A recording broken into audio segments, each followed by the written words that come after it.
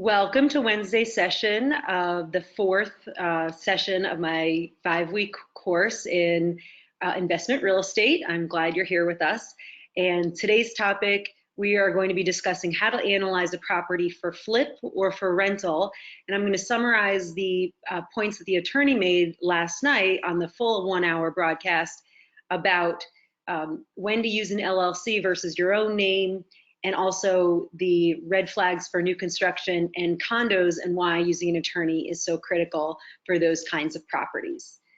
All right, so let's see. So just to quickly review session 1, we talked about what you're saving for.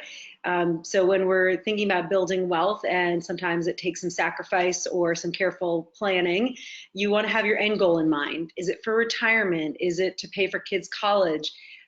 And your first property is the first step towards building wealth with real estate. And then in a later session, we'll talk about the strategies my clients who already own properties use to expand their portfolio. We also talked in the first session about my experience as a landlord and strategy for picking properties and why real estate as compared to stocks. And then we also discussed with Chris Coyne of GCA Insurance how to manage your risk of owning a rental property with insurance. In session 2, we discussed the 3 strategies to building your portfolio. 1, first buy your own first buy your own primary residence. Number 2, if you are no longer, your home is no longer fitting your needs, you can perhaps turn your current property into an investment property and buy your new primary residence. Or if you have enough equity in the home and you still love it, you can take equity out of the home and buy an investment property with the built-up equity in it. We also talked about the 6 easy steps to building wealth in terms of acquiring a property. And then we talked with Mike Leotone of Center City Mortgage and Investments about financing options, whether it's your first purchase or you've bought before. In the 3rd session, we talked Landlording 101, so the licenses you need in Philadelphia, my top tips, and why I hired a property manager, even though I'm in the business of real estate. Then Jared gave us his information about leasing and property management, how a property manager can protect your asset, and added a bonus tip, when a pet isn't a pet. All right, so today's topic, we're talking about analyzing properties for rent or for flip. So a capitalization rate, you want to think of it kind of like an interest rate, where the higher the interest rate, the better return you're getting on an investment. And usually the higher the rate, the higher the risk the investment is. So it's the same way with cap rates and real estate. The difference between a regular interest rate and a cap rate is that real estate is a very different kind of investment. It's a physical piece of property, and there's a lot of variability between rental properties and other kinds of investments that a cap rate takes into consideration. So it enables you to compare real estate to non-real estate. So that's an apples to oranges comparison, and basically reduces it to a 1 number. So you know if the stock has a higher rate of return than the real estate's cap rate, then go with that stock or whatever it is. But if the property has a higher cap rate than the interest that you'll earn on the other investment, real estate might be a better option for you. Then within real estate, you will want to compare one property to another property. So cap rate is a great way to do that as well. So regardless of investment, just think of it like this. If you earn $5,000 on $100,000, you're getting a 5% return, which is good. If you are earning $10,000 on $100,000, that's a 10% return, and that's awesome. And a $15,000 return on $100,000 invested is a 15% return, which would be unbelievable. So remember, when you increase that return, you're increasing risk. And when you're talking about a physical piece of property, you are also taking into consideration, the neighborhood that you're investing in, the kinds of renters you're going to get, general upkeep of properties and things like that. Okay, so there are 2 types of cap rates. An extensive cap rate will take into consideration factors that make real estate unique. So the fact that you're using leverage, you have a different tax rate, on income, And also real estate has repairs like, or real estate has expenses like repairs, taxes, insurance, utilities, licenses, management, and vacancy. So you can use an extensive cap rate analysis tool that I have to help you compare real estate to non-real estate. But once you know you're actually investing in real estate, all you need to do is what I call the simple cap rate analysis, which takes into consideration what's different between the two properties. So generally speaking, when I work with clients to buy an investment property, we're looking in one or two areas maybe. So we don't need to take into account things that are different between those properties, like vacancy rate or homeowners insurance, licenses or management, because they're going to be the same across properties. So what we want to do is take the things that are different between the two properties and compare those and use a simple cap rate. So when I say simple cap rate, that just means we're just taking into account the taxes and any landlord paid utilities, the rent, and the asking price, as opposed to a lot of other factors that the extensive cap rate analysis has you use. So a cap rate formula is net operating income divided by purchase price equals cap rate. So the simple cap rate formula is simply taking the 12 months rent plus any other income. So maybe a garage is rented out separately. I even had a property once, they had a billboard on the side of it that they were getting rent from, minus any expenses that are different between the two properties. So landlord paid utilities. So if for one property, the landlord pays the water, maybe it's a duplex, and the other property is a single family and the tenant is paying for the water, then you want to factor in the water that you're paying for as the landlord. And you also want to factor in the taxes, because usually those are unique to each property. All right, so here's an example of a cap rate analysis on two different properties. So example one, purchase price is $200,000 and the rental income is $1,000 a month.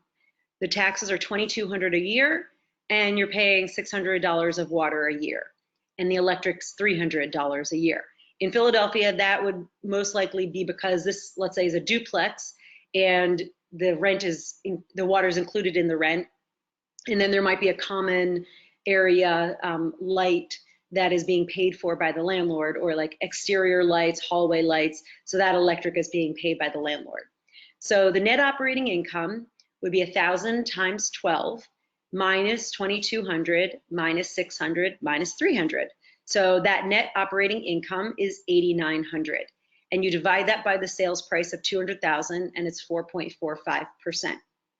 Now in example two, the purchase price is 135, the rent's 800 a month, the taxes are only 1,100, and there's no landlord paid utilities. So when you do 800 times 12, minus the taxes, you get 8,500 in net operating income. And then you divide that by the sales price, and that would be a 6.3% cap rate. So obviously, because the one on the right, you get a better return, so a better cap rate, 6.3, you're earning more for investing, investing that money. If you wanted to take it even deeper, you could also say, well, what is my cash on cash return? Because when you're buying a property at 135 versus 200, you might only need 27,000 for your down payment versus 40,000. So your rate of return, or the 8,500, is what you're earning based on what you're putting down. That's going to also factor in. So just the first level is just looking at the cap rate, and then if you wanted to go deeper, you could also look at cash on cash return on investment. Now, just as a hypothetical, let's say you had to put in $30,000 into property number two in order to get it to rent for $800 a month. So I'm going to open up my calculator and do a quick calculation for you and show you how that would affect the cap rate. So what I would do is 8,500 is the net operating income, and then I would divide it by 165. And that would be a 5.2% cap rate if I had to invest $30,000 to renovate property number two to get it to rent out for $800. And 5.2 is still higher than 4.45, but what you might want to consider is you might not want to do the work. and you might not have $30,000 extra, or may not be able to access financing to do the renovations. So even though property number one might cost more money out of pocket, for the down payment, it might need less cash out of pocket overall, and you don't have to do the renovation yourself. So what you don't pay for in money, you might pay for in time and aggravation, or in cash funds if you don't have the financing lined up. So that's another consideration you might want to factor in. All right, so let's see. All right, after renovation value. So this, now we're looking at, you're buying a property, you fix it up, and you're reselling it. So that after renovation value, or the property value that you'll sell it for once it's renovated to its highest and best, has to include room for these 4 elements. The first is the purchase price and the closing costs from when you bought it. You look to the left, bottom left, closing plus closing costs on the renovation. When you sell it, they're going to be closing costs. And then you also want to factor in profit, and continuing counterclockwise, you also want to consider the construction costs. So let's say you buy a property for $100,000 and it will sell for $300,000. Well, that $200,000 in the middle has to cover closing costs when you buy it, closing costs when you sell it, profit, and construction costs. So let's say we know it will cost $100,000 to renovate it. So you're buying it at $100,000, you're investing $100,000 to renovate it. Let's say the closing costs were $25,000 total when you bought it and when you sell it, just using round numbers. So that would leave $75,000 for your profit. So basically, with after renovation value, you just want to think of it like solving for X. If you know what somebody will sell a property for, you can easily figure out what it could sell for once you renovated it. And then from there, you would have to figure out, based on the amount of renovation it needs, is there enough room for profit? On the other hand, if you knew what something would sell for, you know what profit you want to get, you know what the construction costs would be, then you can figure out what is the maximum price I can pay for this property. So it's really a matter of solving for X. And here are 3 examples of solving for X. So if you know the profit you want to make, then you can figure out how much you can pay for the property. If you know that the property or the seller will only take a certain amount, then you can figure out what profit you'll make based on what it will sell for and the construction costs. And lastly, if you know the before and after price and the renovation costs, then we can figure out what your net profit is based on after having paid your closing costs. All right, so next steps to your next property. So these are the 6 easy steps for building wealth in real estate, and we can do all of these together, so long as you're in Philadelphia or Pennsylvania. So first, you want to determine your purchasing power. Then you want to identify the property and property types and areas that fit your budget. Then you want to visit and analyze the properties, make an offer, go through your inspection and other contingencies, and then lease out the property if you are converting your current primary into a rental or buying an investment to rent that out. One of those 2 will need to be rented. If you're buying your first home, then you obviously don't need to find a tenant at all. So the next step, if you're interested, I can run a scenario for you and show you an investment that will work with your budget, would be to send me your primary address, how much you owe, your monthly PD payment, so principal, interest, taxes, insurance, and mortgage insurance, if any. And then if you have any other cash assets for the purchase. And then from there, I can, tell you what you might be able to access in terms of equity from the home, and then what kind of investment property that you can buy. So Alan Nachemson is an attorney who I've known for almost 10 years, probably by now. And I really like the way he works because he's very pragmatic, he's very realistic, very even-keeled, because Philadelphia real estate, there can be some nuances to it that might be surprising to some people, but he'll tell you what's normal and what's unexpected. And he doesn't make a big deal out of things. It's really the way I work, which is, these are the potential consequences of, these factors. And then here's how to mitigate your risk. And you get to decide how you want to proceed. So Alan talked last night in more depth, and I'm just going to give you a broad brush overview of what he discussed, and you could always watch the longer video if you have more time and more questions. But basically, he discussed when and why to use an LLC. He talked about new construction, and then condominiums and planned communities. So we touched upon using an LLC in prior sessions because insurance and mortgage is also affected by whether you're buying a property personally or in an LLC. So on the one hand, having an LLC will give you more protections for the properties, and you always want to just put one property per LLC. That way, if you get sued on the one property, they can't go after the other properties. But not every bank lends on properties that are owned by LLCs, and they may make you personally guarantee it anyway. And as far as insurance goes, if let's say you decide you wanted to buy it in your personal name, well then you can insure yourself with the maximum liability and commercial umbrella policies if you have more than one property in your name to max out on your protection. And also, I always recommend when you're buying with a partner that's a platonic partner, absolutely do an LLC and create an exit strategy before you get under contract and buy the property together. Because when you're buying, that's when you're getting along. It's when you want to split up is when you need the exit strategy. And usually that's not the time when things are going well in that relationship. And I always recommend whenever my clients are buying new construction or a condo or planned community, always hire an attorney. Because there are these nuances, like there's a lot of documentation and there are a lot of factors that are outside my skill set and what I'm legally allowed to advise you on. So an attorney can help you review documents and help access the information that will be helpful for you to protect your investment in the property. So number one, with new construction, the agreement of sale is different in Pennsylvania from new construction to a resale property where an individual is selling the property to you, not the developer.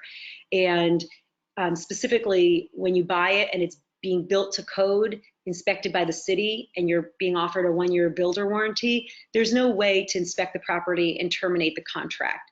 So you want to have an attorney draft language that will protect you throughout the process. So you'll have multiple walkthroughs and there are remedies that you can address things that maybe aren't to the inspector's standards. Even though the city is inspecting, they don't always catch everything. So that's one major reason why an attorney can help you in drafting language to protect you, because the new construction agreement of sale does not protect the buyer like the resale agreement in terms of the inspection contingency.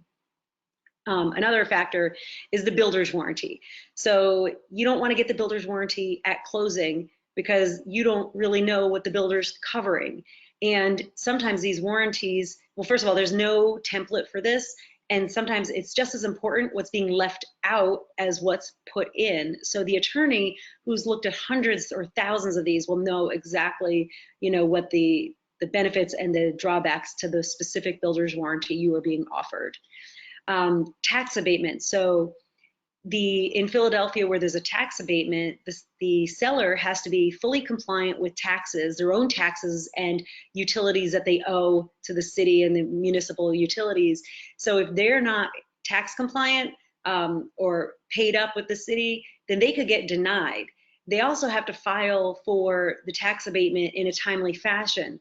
So an attorney can make sure, verify that they're tax compliant and that they have filed in a timely fashion so that you don't end up getting to closing with no tax abatement. Punch list. So, I had mentioned about the new construction agreement of sale not protecting the buyer.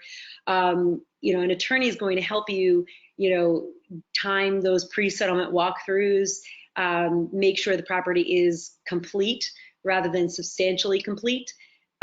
Make sure there's basically escrows if it is not to the completion that it needs to be, and factor in the timing and any remedies if the builder, you've settled on it and the builder hasn't completed their punch list.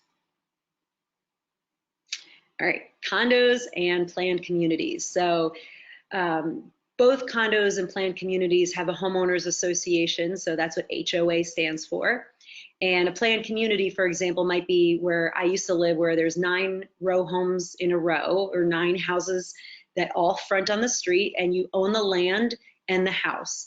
But there was a shared driveway to a parking lot in the back where the homeowners all pooled their resources every month to maintain that driveway and landscape it, insurance, and save for repairs.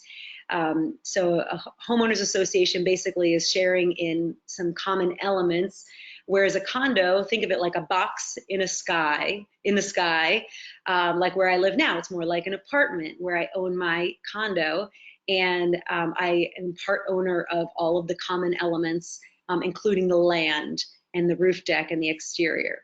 So when you buy a condo, you're going to be given a 3407 resale certificate, and or when you're buying into a homeowners association in a planned community, a 5407 resale certificate. So this is not when the builder is selling it. This is when an individual who's already bought it from the builder is reselling it to another end user, whether it's for investment or primary use. So those certificates are going to tell you, are there any assessments that are unpaid? What are the condo fees? And a variety of information you'd want to know about the unit. I'm going to skip down to the governing documents. There's hundreds of pages in these governing documents. Public offering statement, bylaws, rules and regs, budget, and a master insurance policy. So as part of your agreement of sale period, you're going to have a certain number of days to review those documents. These are legal documents. There's no template, although there's probably a lot of commonalities between them. But as a real estate agent, it is not in my purview to read those for you. So I always recommend get a professional, get an attorney, have them read them with and for you, so that you can know whether or not there's limitations on your ability to rent out in that community, whether or not their pets are allowed in that community, because if you can't rent it out, even if you buy it to use, that may limit what you can do with it when you leave the building or the community. When, pets, any limitation on pets could drastically reduce your renter pool. So within the contract in Pennsylvania, you have a certain number of days once you get the condo docs or the HOA docs in order to review them and decide if you want to terminate unilaterally. You have no reason, but just get a bad feeling, you can terminate. So you have that time up until a certain number of days after that you get the documents to terminate. So when you are buying a new condo, you have 15 days to review it. When you're buying a new HOA, you have 7 days. And when you're buying a resale unit, whether it's condo or HOA, you have 5 days. So, you want to get your attorney on board if as soon as you're buying new construction or a condo or into an HOA, you want to get your attorney on board and get them scheduled to be reviewing your documents with and for you. And then lastly, it's a great idea, and all my tricks I've actually learned from Alan. You want to get the meeting minutes from the board meetings to see what's been discussed in the condo association, because for example, I have a condo that is being sold, and in the meeting minutes you will find conversations about future renovation of the lobby and common areas, but it's nowhere on the resale certificates because it hasn't been voted on yet. So it would be good to know before you get into the property what is being discussed as for the future of the property. Also, keep in mind the fewer number of units in the association, that means the personalities of the members of the association will have a greater impact on the association and your experience in it. So while there may be greater flexibility as to what you can do, that means there's also greater risk that if one person doesn't pay their dues, let's say it's a 3-unit building or a 9-unit development, one person doesn't pay, that could be a pretty big portion of your budget.